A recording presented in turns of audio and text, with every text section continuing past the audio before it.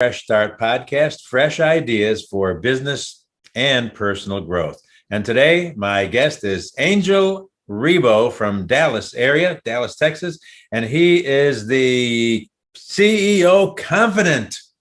Exactly. Welcome, Thank you. Angel. Welcome. Thanks for being You bet. Of course. Thank you very much for having me, and thank you everybody who's listening to us today, David.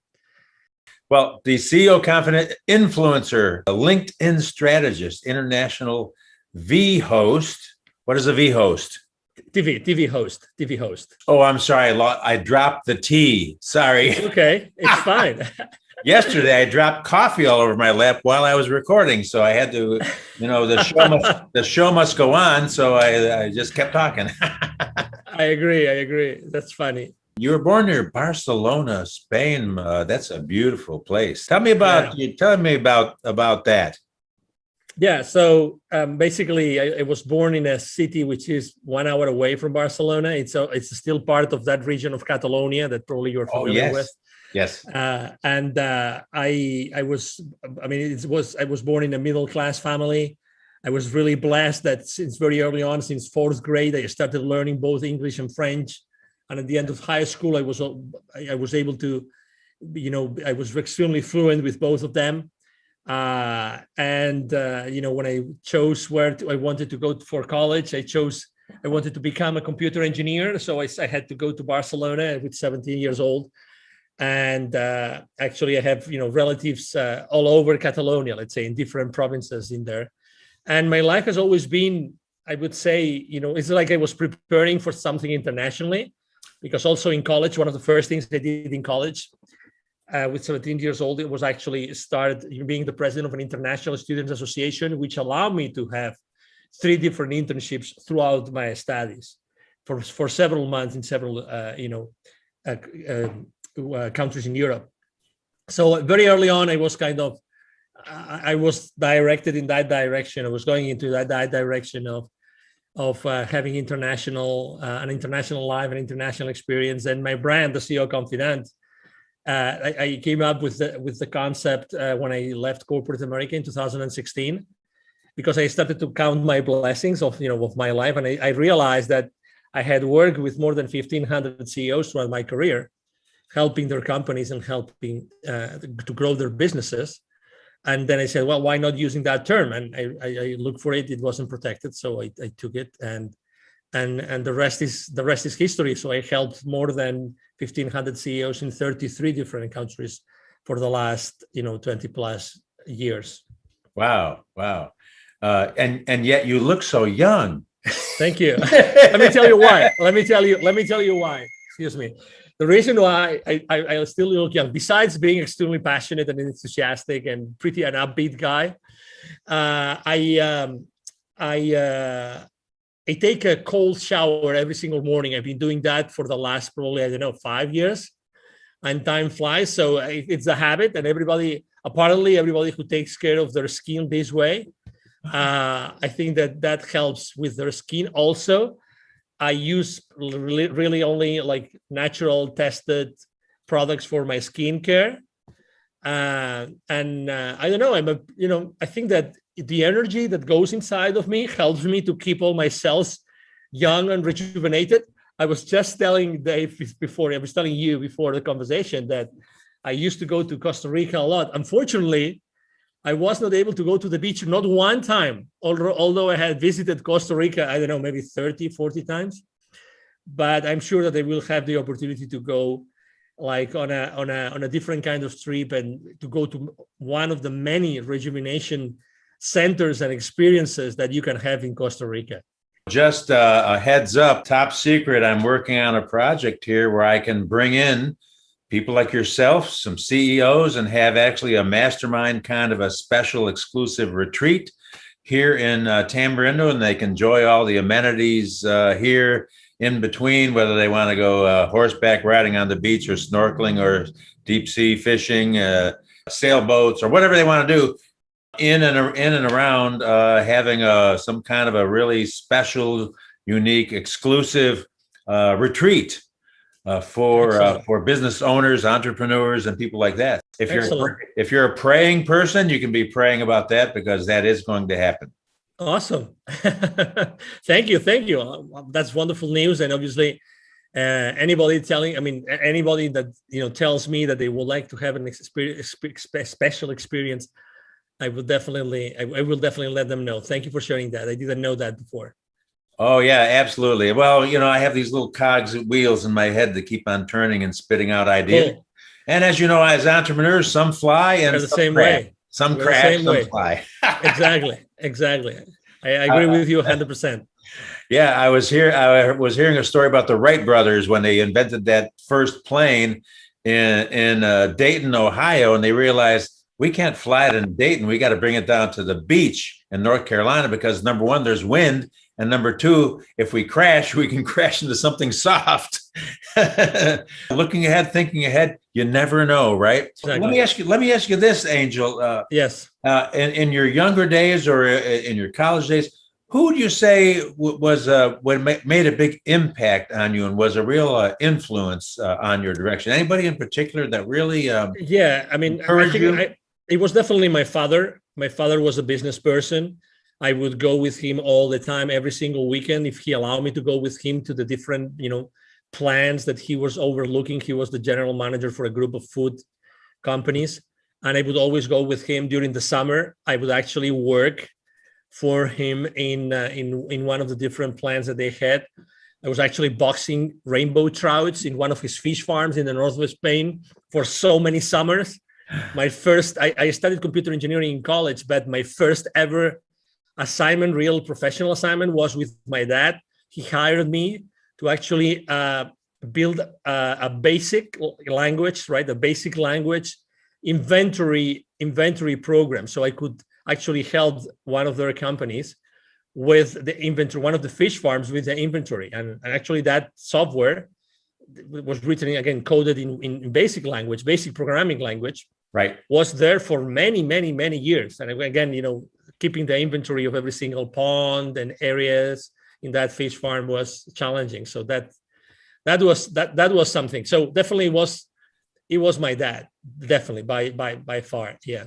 Oh, that is so awesome. As my friend John Maxwell always says, leadership is influence. And so your dad was a great influence on you and totally made a difference. Obviously, here it is years later, and it's carried through till now and affected everything you do, it sounds like. Fair enough to say? Oh, yeah. Because also he is both my mom and dad still alive in Spain, despite everything that's going on in the world. Right. He actually, he's being in a good mood most of the time, his passion, his enthusiasm. I definitely inherited that from him, like always looking at the positive side of things. It's definitely something, trying to always bring, understanding and connection among different family members and people. That's always been him, always. So, and I think that I definitely, I have a lot, and something that's really interesting. It's funny how, although my mom is a teacher, is a school teacher, my dad really didn't ever have a formal education. And it's funny how he reached, really, high levels of success, like in financial terms or in business terms, but he never spoke any foreign language. But he was visionary enough. Both of them were visionary enough to immediately, as soon as they could, to put me through both English and French, because that was at that side of Spain, we could only learn French in the school, given the proximity to the French border, but also at the same time on a private school to learn English. And that was really uncommon. It was uncommon. I mean, to be honest, when I was going to the private school after hours, after school, I was the only one that was going there to learn a second language. Everybody else was there learning English because their school wouldn't give them English, or like reinforcing the English tuition that they were having at the school. So it's really interesting how sometimes there's something already in place, like, I don't know, God or the divine or the universe, and you are surrounded, you're given the parents that put you in that path, even unknowingly, right? Because they never experienced that that that the fact of speaking different languages as a way to connect with other people from other countries. Yeah, so that is amazing. Yeah, as you say, I've told people even on the street, I don't believe in coincidences. I believe in divine appointments. Totally. And like your dad, my dad was a machine shop teacher who he actually was a machinist up in Rochester, New York at Bausch and Lomb, and he loved education, so he finished college in his 30s and 40s and went on to teach at a technical high school because he loved education, and that passed on to me because I love that stuff. And then thinking about his influence, he passed away very young.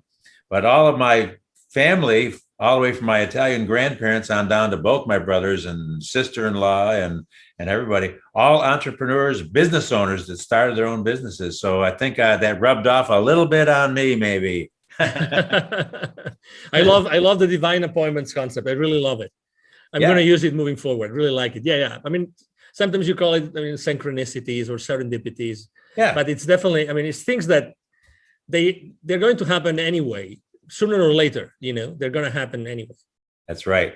Connections. They're connections. Relationships come and grow out of those kinds of things. And here you had connections and relationships with 1,500 CEOs, and I don't know how connected you stay with them now or not, but I'm sure that you had some relationships that were made in that setting. Would that be a fair statement? Yes, I have relationships that I developed at that time, and also when you start your own path, as a professional, as a consultant in my case, I was very respectful with the companies that I had generated the business with, but at the same time, there's something which is, besides, let's say we were talking about foreign languages as a way to connect with others, right? Right. But also when you develop certain skills and you like massive action, like the ability to continuously connect with certain people, systematically, then those abilities stay with you. Those skills are with you. So, just to give you an example, obviously, I decided when I left corporate America, it was going to be more persistent, more proactive on LinkedIn. I had only a few hundred connections on LinkedIn because you always think that, you're not going to need them. Had I known, I would have obviously pursued those connections much better or more proactively. But still, I was able to create 27,000 connections. Today, I stayed over 28,000 connections, 82% of which are with senior executives in corporations. So to your point, I think that the good thing about our lives is that you develop certain skills in certain ways and abilities to do things. The good thing is that you keep on nurturing, this skill that you were able to create at some point in your life, and you are able to use it consistently in order to develop relationships. Right now, obviously, one of the main challenges, and that's why I have a large team already working with me, is nurturing those relationships I have with the people in my network. That's the most important thing, making sure that these people, we have meaningful conversations with them, and we don't dump, any information on anything that cannot be of interest. I think that right now that everything is moving like virtual and remote, it's more important than ever to be able to just exchange online the minimum amount of information, the only one which really interests whoever you are talking to. That is exactly right. I'm speaking with Angel Ribo, the CEO Confidant, and I've got a lot more questions, so don't go away. And we're not taking a commercial break either, by the way. Just I just like to pronounce your name. I used to be one of my many jobs was the afternoon news anchor, and I get my hand slapped if I pronounce names incorrectly. Quite unlike the newscasters today who don't know who they're talking about sometimes. Crazy. But Angel, thank you. So I wanted to ask you some more questions, obviously. Tell me what the focus of your business is right now these days. Yes. So I would say it's twofold. Number one, making sure that both corporate CEOs and established entrepreneurs, we help them to bridge the gap globally for expansion and exposure as a way to accelerate the growth of their businesses. That's one thing that we do consistently. So it's basically business development, help them to get clients or maybe to create distribution channels in other countries in the world. That's number one. And the number two is I have been developed. You name it very well. You use the word influence, influence behind leadership, right? So I read a book a few years ago that changed my life forever. It's from a Canadian author, and her name is Teresa de Grosbois, and it's about influence. And I learned that influence is really a game, and that you have to be able to play that game properly and generously and from the heart. And I think that I have been able to, humbly speaking, been able to do that. And I consider my team and myself a real, influencer on LinkedIn and other social media outlets, because we are very consistent. We are always there with particular content. It's always, positive content, trying to make sure that we are current, that we're talking to the audience that we talk to. So we use our influence, large influence, to help others have more visibility for their products and for their services. So we are actually engaging both with brands and companies in order to put their messages, their services, their products, both B2B and B2C, in front of their audiences. Those would be the two main services that we provide today. It's so much more important today that to have a focused approach rather than just kind of I was talking with a gentleman the other day on my interview that it doesn't matter if you've got 1 million followers if they're either not your customers or your competition. If you have 10 followers that are the right people that are either your customers or your competition, then you are reaching the right group of people you want to reach, regardless of the number that you've built it to. And so that's the whole, that's what I really enjoy about LinkedIn, because I interviewed a guy in Philadelphia that's a LinkedIn expert as well. And he taught me some of these things about my profile and how to show up and how to look. And I changed it around, and I can't believe how effective that has been with the number of people viewing my profile every week, especially now contacting me through the service that you and I use for interviews. Yep. I've got bookings up through July right now. Congratulations. It's just me, just plain old Dave. So good. So tell me, what is the Board of Evolutionary Business Council? What is that? Yeah, the position. So basically, the Evolutionary Business Council is a group of around 300 transformational leaders. So they all have transformational businesses. Basically, they are B2B or B2C in the sense that, they offer business services, they offer individual services, and they're all transformational leaders. It means that they really transform either organizations or individuals. They carry those individuals or those organizations through processes that allow them to achieve different levels of performance, of wellness, well-being, etc. So they are, again, people that they have this in common, but also they have large following. So they have large influence levels, all of them. So we combine, as I said as I try to explain on my bio, we really have different many hundreds of millions of people as outreach, and the main goal of the organization is, as the name says, Evolutionary Business Council. We believe that there's a better way to do business, and we believe that different areas in society need to change, and we want to be the changers. So we want to use our combined influence to do things together. That's what we want to do things together to change this world together in an evolutionary way, not revolutionary, but evolutionary way. And it happened to be at the board of that organization. I've been there for a couple of years, and that's what it means. So basically, I'm blessed with being at that level to help the organization as much as I can. That is very awesome. I like that concept of evolutionary rather than revolutionary. However, I happen to be a revolutionary. I didn't march against the Vietnam War or anything like that, but I started my own revolution. I call it the encouragement revolution. That's cool. I think that the book that I wrote was all about the power of encouragement and how we can actually learn concepts of how to encourage people with whatever their level in life is, and just put a spark of hope, put a smile on their face, just simple things that we can all do every day if we're paying attention. And that's the key, is that to be attentive. So that's my revolution. You got your evolution, I got my revolution, and it's all good. Absolutely, it is all good, and you just tapped onto something which is really important.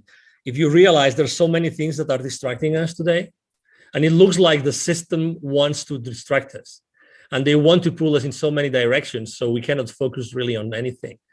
And I remember watching this movie. It's called like The Social Dilemma.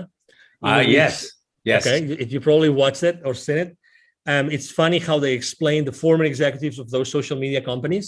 They explain how the main role is to distract us and to make sure that we continuously consume content that they put out there. So I think that obviously, I mean, we all like, we all, I think that the main lesson to be learned there is that, be wise with the use of your time and keep on using it to find, businesses, which I do. I found a lot of businesses on Instagram and Facebook and on LinkedIn that have served me, and that's very good.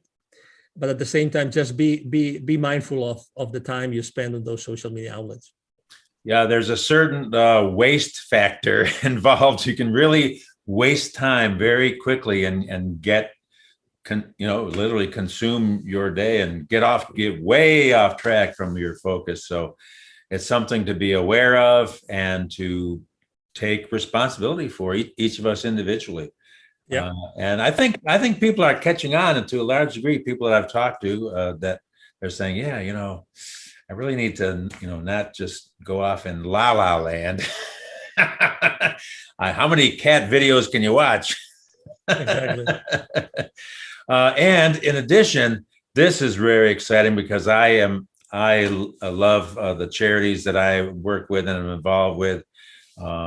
My son had cerebral palsy, and so I'm very interested in the disabled community, and I'm on a board of directors in San Jose, California for disabled adults, and as well as another organization for disabled high school kids.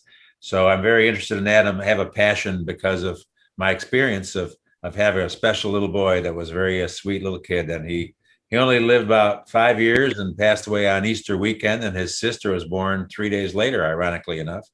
So that was some years ago, but now, I've got a bunch of grandkids now, and my children are all healthy. So that's wonderful. But what you are doing, Wisdom for Kids. Tell me about Wisdom for Kids. I like that. Yeah, thank you. No, thank you. So basically, a business partner of mine and friend and his father and myself, a few years ago in 2017, we started basically Wisdom for Kids. It was created because of the idea that we have all been exposed throughout our lives with the very, very, privileged people, the people, the CEOs, the people that we would close the deals with. And at the same time, anywhere you go in Latin America, including Costa Rica, of course, anywhere you go, there's pockets of poverty. In Latin America alone, there are 81 million kids, 81. It's like 3 times Texas. 81 million kids are living under conditions of poverty. 22 million of them don't have drinking water at home, 22 million. Okay, so we decided to create Wisdom for Kids. And what we do is we help underprivileged kids in Latin America become entrepreneurs using the local resources. I think that, and it's very important, these last 3 words, using their local resources, because it's important to help everybody. It's important to help the people in the urban areas, in the suburban areas, but also people in the rural areas and in the indigenous communities. And depending on where you go, the levels of poverty is different. Actually, the further out you go from cities, from towns, the more poverty there is. And the maximum, the peak is with indigenous communities. I mean, they have like a 95% of the kids in the indigenous communities live under the threshold of poverty. And that's like really crazy. So we launched it after a couple of years having, a very thorough, like, how to say this, we had a couple of PhD students working actually in the concept. How could we develop a workshop that we could impact the kids, and with every single activity that we would carry in any particular territory, that this web workshop would resonate with the kids and would stay with them. So after this time with those 2 kids, we spent almost a couple of years with that. We launched Wisdom for Kids, and so far we have helped more than 1,000 kids and their families to start a journey to entrepreneurship. Unfortunately, we had to stop last year, 2020, we had, given the restrictions, we had to stop all our activities, but we are sure that we will be able to be back on the road soon. That is outstanding. And we have a similar concept at our schools that we've been building in Kenya for years amongst the Maasai tribe, is using their own resources. So we really have focused on using, even in building the little school campuses in these little villages, using local builders, local well diggers. They don't need us to come over there with our hammers and do all that stuff, and with a high unemployment rate, as well as some training for the women who have built beautiful co-ops, entrepreneur co-ops, creating things and getting these micro loans from the bank there. And it's amazing when that kind of thought process is offered and trained and shown to people. Exactly. There is a level of excitement that can happen among individuals where they can see, to a degree, the way out. But you hit it the nail on the head. I was just talking about hammers. You hit the nail on the head with local resources. I'm impressed with the entrepreneurial mindset of people that don't have water or electricity, but they all got cell phones. Yeah, that unfortunately, yeah. I mean, that happens, and that shows you also. I mean, we're not there to fight, right? We're not there to fight against any culture, any habit, right? It's just what it is, and actually, it's a very important point for us, which is we're not disruptors. We just go there in order to support, in order to empower the people. Yes, and to empower the people that want to be empowered, because at the end of the day, we know that even though we developed, very powerful workshops, at the end of the day, also, it's the parents who are going to decide if this kid is going to do something, the parents or the tutors, right? Because depending on the type of community, unfortunately, the families are not, let's say, properly structured. So the kids don't have the proper support. And myself, I have myself been also involved in many different initiatives regarding special education kids. So I have encountered, and you probably have done the same thing, have experienced the same kind of situations that, special needs kids of, yes. of any origin, right, when they live under the threshold of poverty, their chances of succeeding are so remote. Really, it's like, so that's why there's a specific things. And we started to partner up with other kinds of nonprofits, so that they could actually bring additional support to the areas where we go. And I just, for instance, I remember I gathered a group of kids outside an indigenous community, and I started reading them a book in English. They loved the pictures. They couldn't read in English, but I translated it into Spanish. And one of the kids that was around was next to me.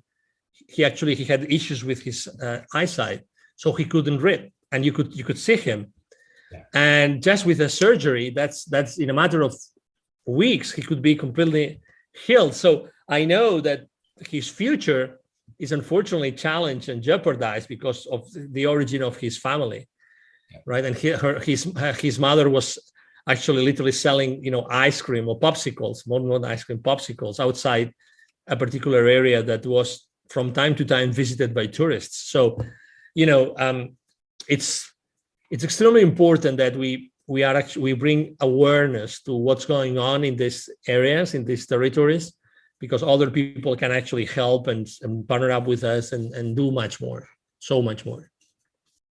Outstanding. Thank you for sharing that. Of course. How can I help you, Angel? How can I help you? Is there a website that I can refer to connect you? What can we do for you today? Yes, absolutely. The easiest way, I always try to only give like one next step, so it makes things much easier. I'm going to share my direct email address also, because it's not only like supervised by me, but also by my team, so we don't miss any message. And it's very simple. My first name is Angel, Angel. My last name is Ribo. It's 4 letters, R-I-B as in boy, O. And my email address is angel@angelribo, altogether, angelribo.com. If you write me an email there, I will be able to, direct you to do whatever you would like to do with Wisdom for Kids or with my own consulting business. Perfect. I love simplicity. Although for some reason I have 4 email addresses. I don't know what's wrong with me. Angel@angelribo.com. That's RIBO. And also as you may or may not be aware, I always ask this question because I do. And that is, I know you did the fish thing, the trout ponds. What was the very, very first job you did when you were a kid? Anything at all? I think that, I mean, of really the first, yeah. I mean, besides the boxing rainbow trouts, Yeah. on those white boxes, so you could and pour ice on top of them so they could be sent to the local market. That was quite an experience, and I still remember how much I was being given for every single box I was boxing. That's funny. And the coding, probably after that was already when I went to college. Actually, I started to work, in Europe or in Spain particularly, things are not as structured as here in the US. So to get a job while working, it's very difficult. And I was able to actually, through a friend, to get a job in the same school, in the same computer engineering school. So I was always working at the same time. And there, what I was doing, and you will remember those old, programming, all those like Office applications, Word Perfect. Do you remember Word Perfect? Oh, yeah. Do you remember Lotus 1-2-3? Oh, yes. And DOS, DOS, exactly. Disk operating system. So I was the guru in that particular university. And in my school, I was the guru of Word Perfect. Oh, and wow. I remember I gave literally over 100, trainings to the administrative staff of the university. So I had a lot of fun. I mean, I think I've always wanted to, for money or without money, but I've always wanted to serve, and I've always wanted to like be a little bit ahead of my own game. So that's a great question, because typically we not always think about how to generate wealth, and also how to sharpen your own pencil, right? How to sharpen your own tools. So right. you systematically make, growth when you are a kid. Right now, it's a little bit different. For instance, typically I like to have my kid listen to my podcast interviews. I like to have my kid listen into my business calls. So, and again, maybe trying to follow the same model that I follow with my dad. My business is different to what my dad used to be, but still, I think that kids today need leadership. They need leadership. They need to be out of the streets. They need to be out of drugs and many other things that are happening in our world, unfortunately, today. And I'm sure that you have seen a lot of that while you were still in the US, in California, and unfortunately. So I'm very sensitive about that too. So again, I think that the earlier we can give certain responsibility levels to our kids, I think it's a great thing to do. Well said. Well said. My mind was whirring there, thinking about passing on oral tradition, training, and giving your kids a head start, really. Like the credit card commercial, priceless. Exactly. Some things, regardless of data, some things cannot be measured, and that is one of them. Totally. Angel Ribo, my guest, thank you so much for being with me today. A real treat for me personally, and great to get to know you. I'm sure that we will connect again and maybe do some we will do some great things together in the future for the benefit of all, and just keep on passing along what needs to happen, what our gift is and what we're able to do, and be just a cog in the wheel if that's what it takes. But appreciate you, man. Thank you so much for being here. Count on me, Dave. Anytime. Thank you. Thanks.